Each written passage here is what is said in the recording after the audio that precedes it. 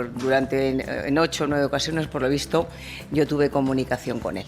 Sí. Las reuniones que usted mantenía con el señor Villarejo, ¿dónde se producían habitualmente?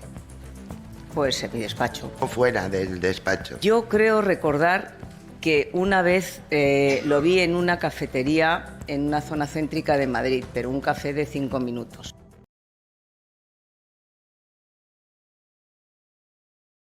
Rajoy asegura que no conoció al comisario Villarejo. En cambio, su entonces mano derecha en el PP, Dolores de Cospedal, dice que sí se reunió con él en 8 o en 9 ocasiones.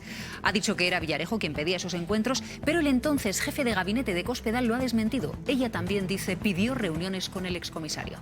Tuvo que coordinar varias visitas no sé el número, pero unas cuantas visitas con el señor Manuel Villarejo. Sí, alguna. ¿Alguna? Sí. ¿Alguna o varias? Pues yo recuerdo unas 7, 8 más o menos. ¿Y esas fueron espaciadas en el tiempo? ¿Fueron seguidas? Eso no se lo sé decir, no me acuerdo. Cuando usted coordinaba estas visitas, ¿también sabía o entraba dentro de sus competencias el contenido de esas visitas? No.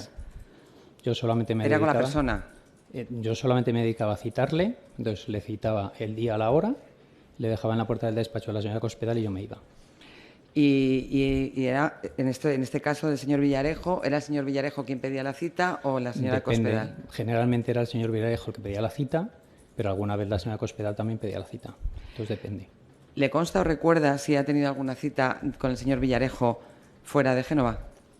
¿La señora Cospedal? Sí. Me consta, sí. Algunas sí.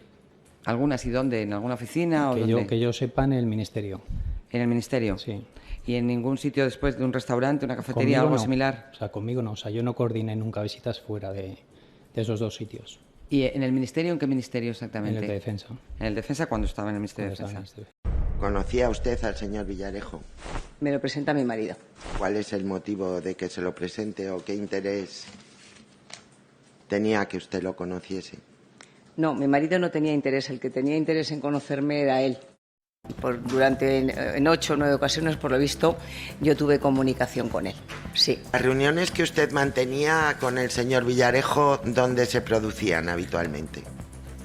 Pues en mi despacho. ¿O fuera del despacho? Yo creo recordar que una vez lo vi en una cafetería en una zona céntrica de Madrid, pero un café de 5 minutos. Bueno, pues vamos a ver cuál era el interés, porque el marido de Cospedal le ofrece hacer trabajos puntuales a Villarejo. Pero el nidito de amor, ¿dónde estaba? Fue la pareja entonces de Cospedal quien le ofrece a Villarejo hacer trabajos puntuales. Y esto consta en este audio. Mejor hay que hacer cosas puntuales. Puntuales, no importa. A mí no... Por ejemplo, hacer algún trabajo puntual de temas. No tengo ningún problema. Por lo menos los gastos, alguna vez me pagaré alguna vez los gastos. Entonces, claro, Nayara, Pepe Pezarena, aquí estamos hablando de algo más de no me acuerdo. Estamos hablando de que ha dicho que el interés era de Villarejo. Hemos visto cómo el interés que mostró ahí la pareja de Cospedal por entonces, y eran uña y carne, era... necesitamos que hagas algún trabajo puntual. Ahí está, ¿eh? Nayara, Pepe, ¿esto es algo más que decir únicamente no me acuerdo? Claro, evidentemente está protegida, ¿no?, por una instrucción muy favorable hacia ella, pero no puede evitar que, no como periodista, sino como ciudadana, hayamos oído lo que hayamos oído y habíamos visto como estos personajes, como Villarejo, que en vez de nariz tenía micrófono y iba grabando a todo el mundo. Se encontraron en esos pendrives toneladas de datos y de conversaciones que ponen en evidencia que hoy nos están tomando el pelo y esto es muy grave. A mí me molesta el hecho de que no pueda confiar en una justicia a según qué niveles, porque nos toman como tontas y como tontos.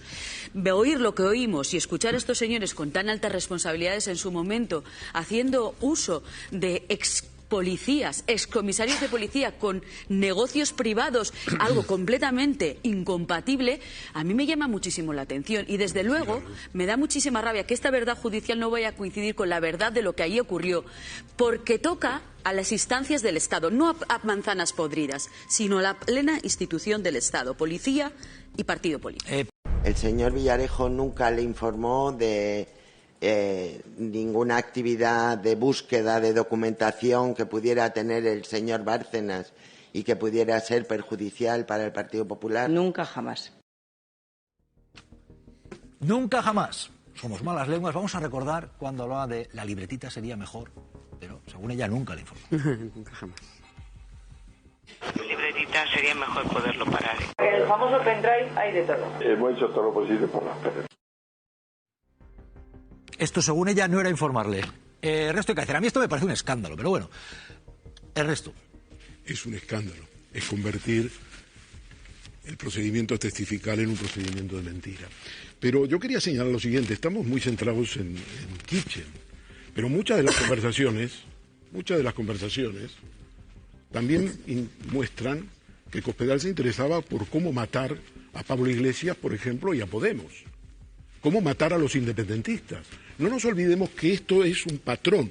Y por lo tanto, cuando decimos le vendía información, Pepe, con independencia de que vendiera o no información, es que aquí tenemos al ministro del Interior, al secretario de Estado Paco Martínez, a los comisarios más importantes de Asuntos Internos, director adjunto operativo, CAO, en fin. Esto no es vender información, es poner el aparato del Estado al servicio del PP, crear una policía pepera. Yo os pido que os olvidéis de una palabra que utilizáis probablemente de manera automática y como mantra. No es una operación parapolicial, no es una operación de las cloacas, es una operación de la planta noble del Ministerio del Interior y de la Policía Nacional. Hoy, por lo que hemos podido percibir, y hay una pregunta que me hago y la gente se la puede hacer. Después de lo que hemos visto, ¿cabría hacer un careo, por ejemplo, entre Bárcenas y Cospedal o entre Bárcenas y Mariano Rajoy? Porque si hemos visto contradicciones, claro, ¿se podría hacer un careo? Buenas tardes. Hola Jesús. Efectivamente, la ley indica que el tribunal puede acordar un careo cuando haya discrepancias relevantes entre dos testigos. Lo puede acordar de oficio o a instancia de parte, y es evidente que, por ejemplo, entre lo que dijo el otro día Bárcenas y lo que hoy ha dicho Rajoy, hay cuestiones absolutamente opuestas. Uno de los dos está claro que no está diciendo la verdad. Lo que ocurre es que el careo es una diligencia muy excepcional, que solamente se acuerda cuando resulte estrictamente necesario, y aunque la discrepancia es importantísima, afecta a cuestiones que no son centrales en este juicio. Por ejemplo, si Rajoy realmente utilizó esa trituradora de papel para destruir copias de la contabilidad B, o si él mismo gestionó esa caja B. Aunque esto puede parecer muy importante, estas son cuestiones que se llevaron en juicios anteriores, mientras que aquí lo que se investiga es otra cosa, es si hubo una investigación policial de guerra sucia, y por eso creo que puede ser dudoso que el tribunal pueda acordar de oficio en estos momentos un careo, aunque formalmente lo puede hacer, lo puede valorar. ¿Podía haber ido Cospedal, por ejemplo Cospedal o Rajoy, como acusada o como acusados en vez de como testigos, por todo lo que había, por todo lo que sabemos, por todo lo que hemos visto, oído? En el caso de Cospedal, de manera muy clara, sí que podía haber estado en este juicio como acusada si se hubieran seguido las peticiones de la Fiscalía, y de hecho hubo un momento central, yo creo que en este caso, en relación con esto, que fue el final de la instrucción, porque hay una incógnita en esta investigación judicial que no ha sido despejada, y es que si toda esta operación policial se realizó, como dicen las resoluciones judiciales y las acusaciones, para proteger al partido de las aportaciones probatorias que podía realizar su tesorero, la incógnita que sigue sin despejarse es qué persona o personas del partido impulsaron esta presunta operación policial. Y ese momento decisivo, como decía, fue al final de la instrucción, cuando el juez instructor consideró que la posible participación de Cospedal en esta operación era una mera hipótesis voluntarista, más o menos es lo que dijo, y en cambio la Fiscalía dijo algo más. Dijo que no era una hipótesis en forma de conjetura de tipo abstracto, sino que era una posibilidad sustentada en elementos indiciarios muy concretos. Entre ellos, esas grabaciones, esos audios que conocemos, en los que Cospedal indicaba que había que frenar al tesorero, a Bárcenas, que había que conseguir elementos que podían ser datos probatorios en varias reuniones en la sede del partido, y sobre todo en la responsabilidad orgánica esencial de Cospedal dentro de su partido. Esto la Fiscalía la llevaba a la convicción de que sí que había elementos para poder formular acusación contra Cospedal. Lo que ocurre es que la Audiencia Nacional, a través de la sala competente, decidió dar la razón al juez instructor y considerar que no había elementos indiciarios suficientes. Pero si se hubiera hecho caso a la Fiscalía, Cospedal efectivamente habría estado en este juicio como acusada. Javier Aroca. No, una brevísima pregunta del ego. ¿Qué son las líneas rojas en una fase de instrucción? ¿A qué te refieres primero? ¿A qué te estás refiriendo? En ese caso, en este caso al que nos estamos refiriendo y que nos está explicando Bosch, evidentemente hubo un momento en donde se decidió que ni Cospedal ni el señor Rajoy iban a ir más allá de donde se han ido. Como testigos, ¿no? Y ahí quedó. Y entonces se habló, y se sigue hablando, porque los periódicos están ahí, para que lo quiera consultar, de líneas rojas. Por los audios y también. Líneas rojas se decía concretamente. Es la Fiscalía. Exactamente. Dos palabras. Línea roja. Y yo me pregunto, desde el punto de vista procesal, en fase de instrucción, ¿qué son líneas rojas? Una prevaricación, esas son líneas rojas. Joaquín. Prefiero que... Yo creo que está muy claro lo que está planteando Aroca, está clarísimo. Desde una perspectiva procesal, obviamente no hablo ya de cuestiones políticas o de espacios ajenos a la justicia. En el ámbito estrictamente judicial, la línea roja tiene que ser que haya indicios suficientes de delito o no los haya. En el presente caso es cierto que el juez instructor y la sala competente de la Audiencia Nacional consideraron que se cumplía esa línea roja porque no había indicios de delito. La cuestión a mí me parece enormemente discutible, como nos demuestra la argumentación jurídica de la Fiscalía, que también a mí me parece que estaba bastante fundamentada.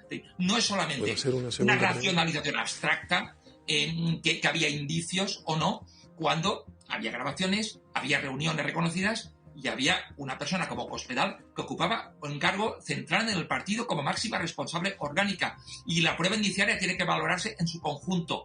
La Audiencia Nacional finalmente puso su línea roja, que estaba en otro lado de donde la puso la Fiscalía. Cada cual puede llegar a sus propias conclusiones en un tema que efectivamente al menos era discutible. Javier, quería preguntar, sí. No, la pregunta no es jocosa, simplemente le quería preguntar si usted creía que el artículo que se refiere, los artículos que se refieren a la prevaricación judicial actualmente en nuestro Código Penal son suficientes.